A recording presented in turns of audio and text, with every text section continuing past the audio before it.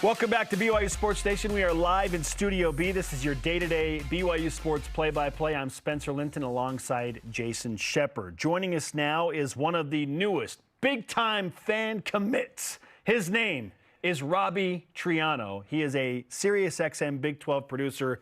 But again, Robbie, now you're part of BYU fandom, and you're in the fold. You had a lot of options here in the Big 12, and from your Big 12 producer standpoint to choose a new program. Why did you ultimately pick BYU? Well, Spencer and Jason, first of all, thank you for having me on. And why did I pick BYU? Well, as a recruit, a fan recruit, I would say a five-star fan recruit, there's 5 or 4 reasons why I wanted to pick one of these 4 Big 12 schools. And the first is history and brand. Who has a better history and a brand than BYU? You can go back down time. When you talk about college football, BYU's name kind of has to be in there with their amazing quarterbacks, how they kind of revolutionized modern offenses today, way back then. And just when you look at the BYU brand, no offense to the other 3 schools, but when you show the logo, you show the uniform, you talk about BYU, that brand is better than the other 3. Second, culture. I would suit up today to play for Kalani Sitake. I want to hit someone right now. I feel like their culture, I want to play offensive lineman, even though I'm a 6'2", 180, person. I will put on the mask to go play for Kalani Sitake. 3, the location. I mean, I haven't been to Provo, but if I like all the pictures I've seen from in the stadium, the mountains, I'm a big hiker. That's where I want to be. And 4, the thing that I think got me the most, the fans of BYU are just incredible. I didn't even think I was going to pick BYU, but as soon as I posted, I'm deciding, they flooded me. They are an incredible group of people. I think they enter the Big 12 as potentially one of the best fan bases. And that's saying a lot because, like, me working in the Big 12 for the past 4 or 5 years, we have awesome fan bases here. So for BYU to be among the elite, it made a very easy decision. I'm going to be rooting so hard for Kalani Sitake and the Cougars this season. Okay, so Robbie, we want to make sure that this commitment is firm because, the transfer portal is all the rage. You're not going to, hop into the transfer portal, are you?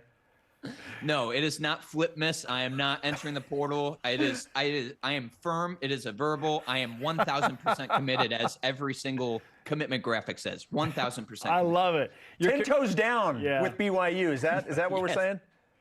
100%. I don't even know what that means, but I want some Cougar Tail as well. I do want that. That was also number 5. I need some Cougar Tail. You got to get Robbie to Provo to the game at LaVell Edwards Stadium. Yeah, are you going to come out now that you're on you're a fan recruit? Are you going to make a trip out here? Are SiriusXM going to send you out this way because of this? I am going to twist every boss, manager, executive to get me to go out there. And even if they don't send me, which would be a shame if they didn't send me, but I will be heading out there just because, I want to actually see these new environments in the Big 12. I know what most of the schools offer here that have been here before. I know what those fan bases are. I want to go see a game there. And when they played Baylor last year, and I tuned on, I'm like, I know what BYU is, but I'm not necessarily watching them very often unless they're in a major marquee game. That was a game I was like, I will give everything to be in that environment. And I'm happy all the Baylor fans who came back and talked to me about it, they said it was one of the best environments they've ever been to. I want to be there. So, yes, I will be making that trip. Outstanding. Robbie Triano is a SiriusXM Big 12 producer. He is officially 100%, 10 toes down, whatever that means, Jason Shepard, a fan of BYU. Let's go rewind a little bit, and this is a fun thing you wanted to do. You threw it out on social media. At what point did you realize, holy cow, this little stunt I pulled on Twitter is becoming like a phenomenon of sorts? Yeah, it was interesting. My goal of it was to just get the new schools excited about, I work for SiriusXM Big 12 Radio. I just want to get a feel about these uncharted places that I don't know yet. I have a great feel for the rest of the schools. I want to get an online presence to see okay, what am I working with Twitter wise and what are we doing online wise? And when I put it out there, it blew up. I was getting people DMing me. I was getting people saying, you have to come to Houston. I was getting people you have to come to UCF and go in the bounce house. I had everybody courting me somewhat, but what really got me was the Cincinnati Bearcat. He started tweeting me, and that's when I knew I'm living in a bizarro world. What am I doing? That's where I was really questioning, what exactly I was doing. But it was a lot of fun. I didn't expect it to blow up like that, but when I picked BYU, that's really cemented because BYU fans were just overjoyed. I didn't even know like that it would get this large. I had the AD reaching out to me, Tom reaching out, and I was like, what is going on? He says, your letter of intent is coming. I was like, well, what's happening? I just put out a tweet. So no, it was amazing. And I'm thankful to be a part of this family now. And just, I will say the fan base is incredibly strong online, and I can't imagine what they're like in person. So what were some of the other specific pitches that you got from some of the other schools? So a two-part question. What were some of the other pitches? And then in terms of Cincinnati, how many of the pitches were Skyline Chili related? It was only Skyline Chili. I think that was the only thing that they could really offer me. Obviously, I'm not getting name, image, and likeness deals. That would be nice as a fan, but it was really just a lot of Skyline Chili. And for Houston, it was a lot of Red Bull with Dana Holgerson. They were offering me Red Bull for that. And UCF, they were basically giving me tickets to Disney World. They said, oh, we're right by Orlando. You can go see all the amusement parks. But the strongest offer was BYU, just for that sweet, sweet taste of potentially one day getting some Cougar Tail. I want that so bad. It wasn't even on my radar until like I posted it. I had no idea what Cougar Tail was. Now I've had dreams about Cougar Tail. Waking up, I'm going to like make my DIY like do-it-yourself recipe back home. Who doesn't want a 2-foot-long maple bar, Robbie? Come on, let's go. Can you eat that in one sitting though? That's what I'm saying. Can one person eat that in one sitting? Oh yeah, you feel it after, but you can do it. You get very sick, but yes, it can be. I've seen it done several times, and I'm going to Joey Chestnut it. I'm going to get it and then eat it in 10 minutes. See, you need to get the Cougar Tail and then wash it down with some delicious BYU Creamery chocolate milk. Yes, very famous for the chocolate milk too. Yes. Oh yeah. Yes. What? Oh yeah, BYU Creamery. Their own ice cream. Right. Their own ice cream. Their own ranch dressing. Their own chocolate milk. We got it all, Robbie. This cemented everything. I'm not only am I 100%, 1,000% committed, I might just move to Provo now. This seems incredible. I love it. As we've stated, you've been working with the Big 12, I think you said 4 years now as a SiriusXM Big 12 radio producer. You see BYU come in, and Jason and I were just talking about BYU being picked to finish 11th. And the conference, I mean, outside of Texas on paper, it feels like it's wide open. The Longhorns are the heavy favorite. Outside of that, it's like, I don't know what's going to happen. What do you think of BYU in year one of the Big 12? And what are your expectations having dived into what they do, Kalani Sitake, his staff changes, all the things that they're going to bring into the conference? Yeah, and the thing about BYU, I rate them a little bit higher. I had them 9th in my poll, which isn't too much. But the thing is, everything is such an unknown for the new 4 schools. And I really think that reflected in the poll. We know so much, and I voted in the poll as well. Like, we know so much about the other 10 schools. And I think we have a lot of homework still to do about the next 4 schools. And I really think we're going to find out as soon as, play starts.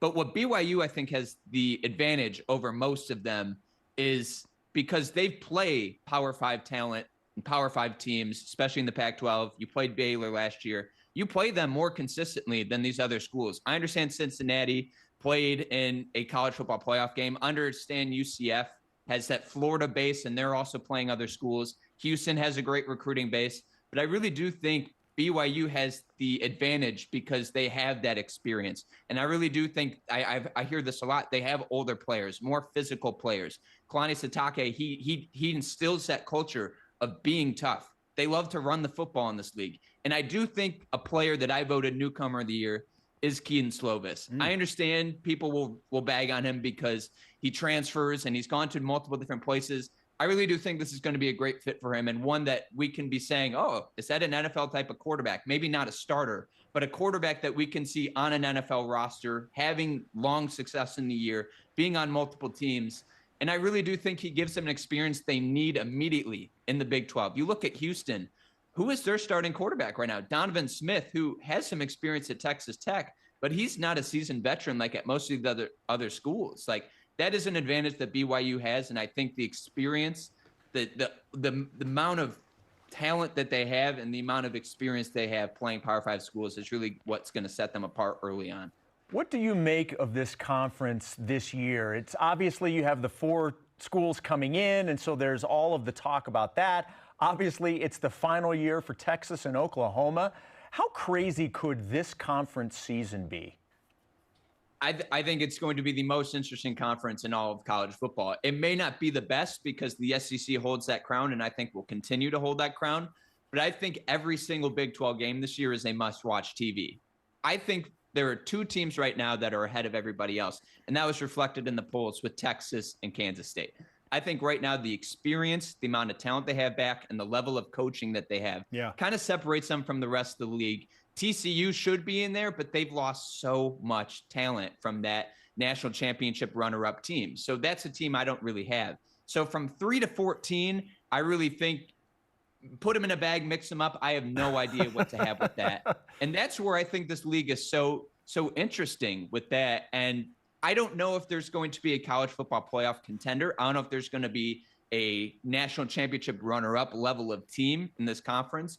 But I do think this is going to be a great year for the league as a whole in terms of interest, getting people involved. And I hope as a Big 12 fan that a team either beats Oklahoma or Texas in the final, or neither of them make the Big 12 championship. Because if Oklahoma or Texas either make the Big 12 championship and win it, or they both play each other, that is a worst case scenario for the Big 12. So root for that to not happen. All right. Well stated. Robbie Triano with us on BYU Sports Nation. Hey, we just got something into the studio here. We have a bottle of the BYU Creamery reduced fat chocolate milk. This we will have, and obviously not a half empty one. We will have a full bottle of this, as well as a Cougar Tail and some BYU Creamery Ranch dressing. Anything you want when you come out, it's yours. Okay.